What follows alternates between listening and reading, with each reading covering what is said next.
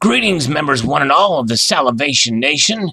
Thanks to Donald in New Mexico for bringing this to my attention. Here's an article from Numismatic News about how we shouldn't play short-term metal bets.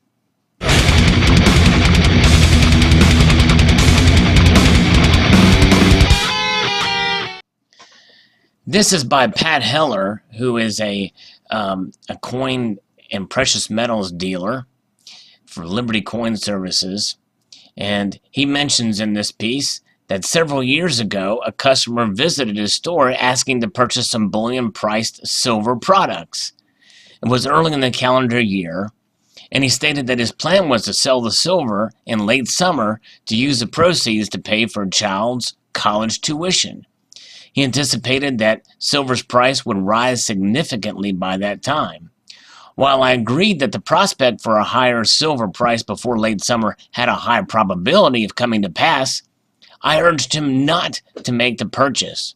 I explained that even when there appeared to be a strong prospect that silver's price could rise in the short term, there were many other times where that seemed likely, but it didn't occur. And I'll stop there and just make note that there's so many different factors that affect the price of silver and gold. That it's really difficult to predict outside of the trending patterns and the like because of things, unexpected events, and the geopolitical climate that does have an effect on the precious metals prices. For a period of less than a year, I suggested that he instead put the funds in a savings account or shorter-term certificate of deposit or in a money market fund. That particular customer saw the sense in what I had recommended and did not purchase any silver that day.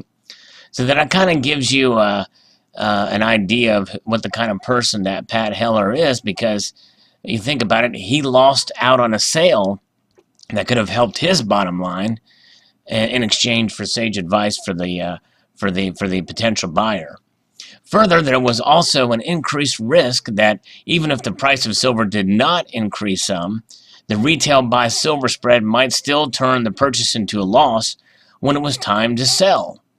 On large purchases of bullion price silver, it's not unusual to see a buy-sell spread of 8 to 12%.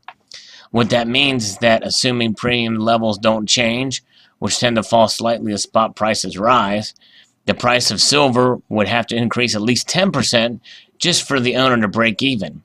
If retail premiums decline as the spot price increases, then the price of silver would need to rise even further to reach break even. And that's something that a lot of people don't take into consideration, because dealers aren't going to give you, in many cases, even spot price for silver. They're going to sell below so that they can make a profit for their services and time.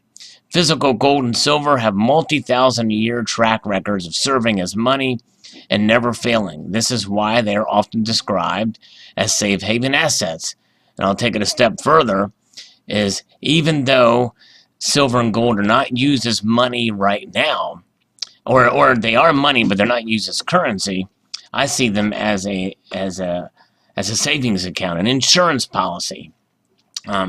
Hence really expanding further upon what safe haven assets means, because I think most people really can't connect with that language, but they understand insurance, and they understand what that means and behind it, and that it will protect you. It's a protection. In contrast, fiat paper currencies have an average life of 25 to 40 years before they collapse, depending on whether you are looking at the median or mean average span. Governments today are continuing the same reckless fiscal practices as they have in decades and centuries past. So don't expect any miracle changes to this pattern. Furthermore, most of the trading of precious metals today is in the form of paper contracts, such as commodity future contracts, ETFs, options, certificates, and the like. People who tell themselves that they are actually purchasing gold or silver when they purchase these paper forms too often end up owning nothing, such as happened to many people when the MF Global went bankrupt in late 2011. These paper assets may be suitable for the very short term, but not necessarily for the long run. There are significant indications that the supply-demand and inventory levels of physical gold and silver face overall shortages over the long term. That should push up prices of precious metals against fiat currencies, even if the currencies themselves hold their value. If currencies continue to depreciate, as almost all of them are doing today, gold and silver values could rise even more quickly. And again, by some metrics, the dollar has lost 11% of its value in the past 2 years. However, if you've been following precious metal prices for any length of time, you already know that what ought to happen does not necessarily come to pass, or that it takes far longer than makes any kind of sense. It is for these reasons I state it is prudent to follow these guidelines when considering the ownership of gold or silver. Own specific physical precious metals in your direct custody or control, or stored in segregated storage in accounts established in your own name at facilities that are not owned by the company that sold you the product. If you own large ingots, make sure you know the serial numbers, hallmark, and exact weight of each one. Only allocate limited percentage of your net worth or investment portfolio to precious metals. For most people, I consider about 10% of the total to be sensible. And I'll say that some people go conservatively from 5% all the way up to 20%. And I think that spread is still relatively good. For even the most aggressive purchases of these metals, I recommend a limit of 1/3 of the total.